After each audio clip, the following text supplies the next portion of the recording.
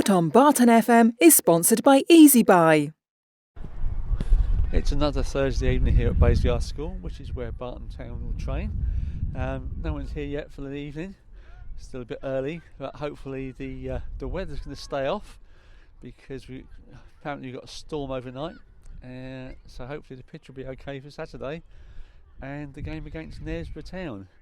So once we get a chance, we'll have a word with the manager, Anthony Bowsley, and basically recap what happened the last match at Goldcar, first match of the year, new year for us, and look forward to this weekend's game. Good evening, Bows. Good evening, Trevor. A good start to 2025 against Goldcar.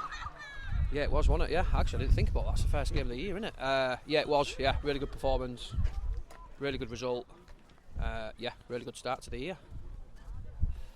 And keeps our unbeaten at home record going. Yeah, it does. We spoke about that actually in the changing room before the game. Obviously, something we wanted to keep intact for as long as we can. It's really difficult for most clubs at all levels to stay unbeaten at home. But if we, it'd be nice to do that. I don't think the home form have been great over the last few years. But yeah, it'd be nice to stay unbeaten at home for the rest of the season. That'd be really good. And a bit of a bogey squad for us on Saturday, Knaresborough Town.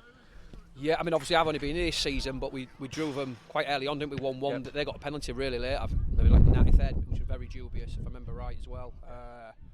To be honest, we should have took 3 points that night. I remember we were really good at their place, and then I don't know what he saw, but anyway, it's been and gone. It's done and dusted. But yeah, they managed to salvage a point out with something we probably should have been home and dry for. Yeah, like I say, I remember quite clearly, and we should have been out of sight, and then we took a point. So yeah, we'll be looking to kick on at the weekend again.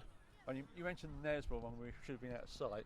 Obviously, we conceded late-ish in the Goldcar game. Yeah, we're therefore sort of a bit on edge, thinking, are we going to lose this one?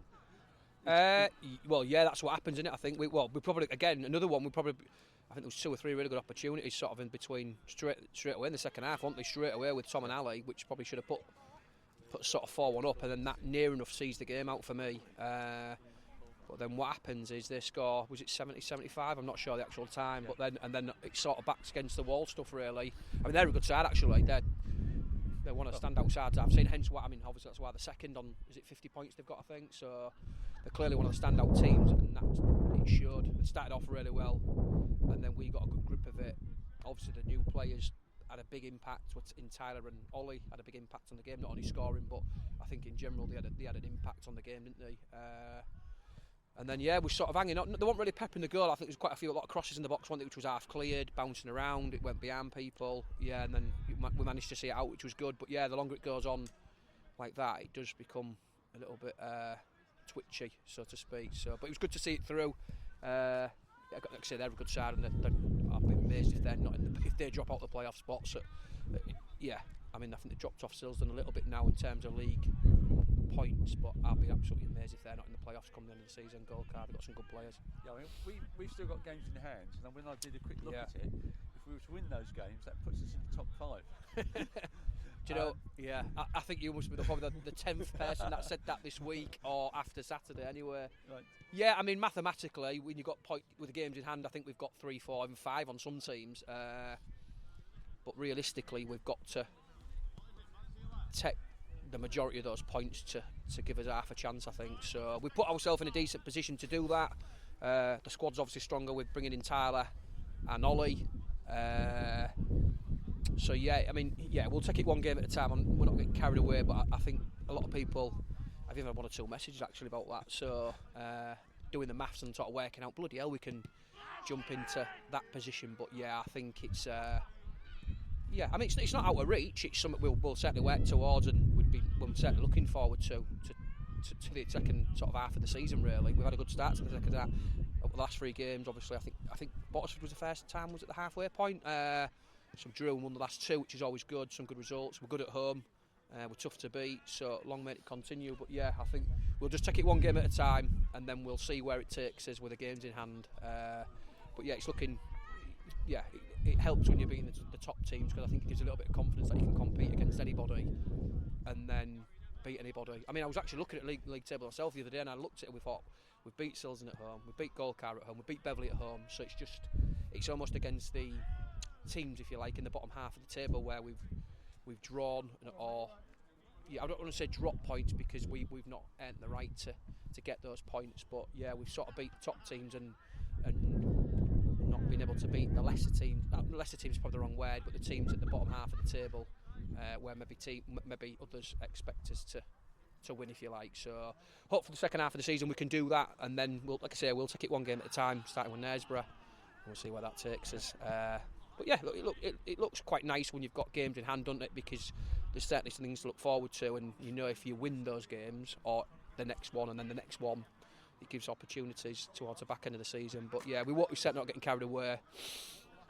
But yeah, it's nice to look at, to think, yeah, if you do this, you've got an opportunity to do that. But like I said, I think the new signings have massively helped.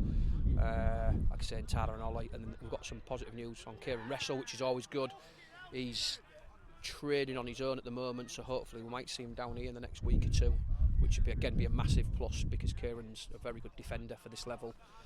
Obviously, he probably won't be up to speed in terms of fitness because he's been out probably since, is it October, maybe? October time, I think? Somewhat, yeah. It's been a while, so he'd be a massive plus coming back. Like I say, I'm not sure what his fitness levels are like, but yeah, he's positive. We just need to take that positivity into Saturday and hopefully get another 3 points at home.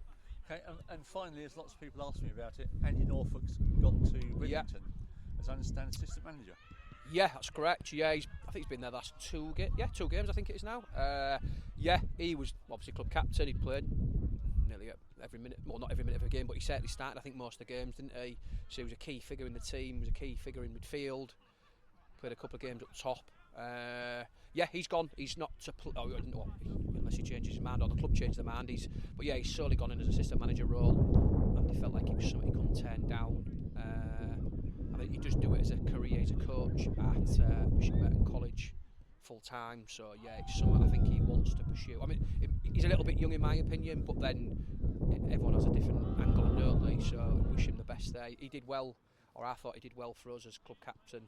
Some really good performances when he was here. Chipped him a few. I'm not sure how many goals he got. 5 or 6, I think it was. Maybe he'll probably tell me the correct number if I speak to him. But he had a good. Yeah, he was good in the changing room. Good on the pitch for us. It's a bit of a loss, but like in the same breath, we've sort of lost. We lost Andy Norfolk. We lost Ryan Thompson as well to Winterton. 2 good players, but then obviously, like I said, we've gained Ollie and Tyler, which I think certainly gives us more energy and speed in the team as we saw at the weekend, and hopefully long may that continue. But yeah, them 2 have gone and them 2 have come in, so it's looking positive. But if people want to move on, that's fine. We can't they're not on contracts, we can't stop them, and if people move on, we wish them well wherever they go, unless they come up against us. Okay. Which we will be Ryan Thompson against Winchester. Yeah, I'm sure. Yeah, Ryan, is it 2 week on Saturday, is it? Yeah. And that's a local derby in itself. That'll be an interesting one. So but yeah, right, good player, another one good player. I think he was struggling a little bit with where he's changed job roles, where he's going to work 1 in 3 weekends, so he would not always be available, and they're not always available to train. I mean, the training one, we can accept that people are going to work here and there, but then when they're not playing consistently, it's going to be difficult to, especially for when the results have been pretty good, to then bring him back in. And he'd been a little bit in and out the 11 ante with his in recent weeks, but he started off really well. To be fair, I don't know if you remember, he started off at right back and was absolutely flying. Yeah, he got an injury down. Got an injury, yeah, he did in the FA Cup, but I think 5 or 6 games during that, he was absolutely flying at right back. Scored a good goal. I think it was in the FA Cup, wasn't it, against Newark. It really was offering a lot at right back, and then fortunately got injured and was out for 5 or 6 weeks. And then I don't think he ever got back to full fitness. It's not easy in the mid-season when you get an injury and you're out for 5 or 6. We've had the same with Elliot Broughton at the minute. Coming pre-season was looking lively, and then breaks a bone in his foot against Hallam. It was. Obviously he's fit now, but it's difficult to get back up to the fitness levels. I think if you're out for a week or 2, it's a bit different, isn't it? But then when you're talking 5 or 6 weeks, it's quite difficult to get up to speed and get back in the rhythm. But Elliot's sort of looking sharp now at training, so hopefully we can integrate him back into the team soon. Okay, thank you very much. No probs. Cheers.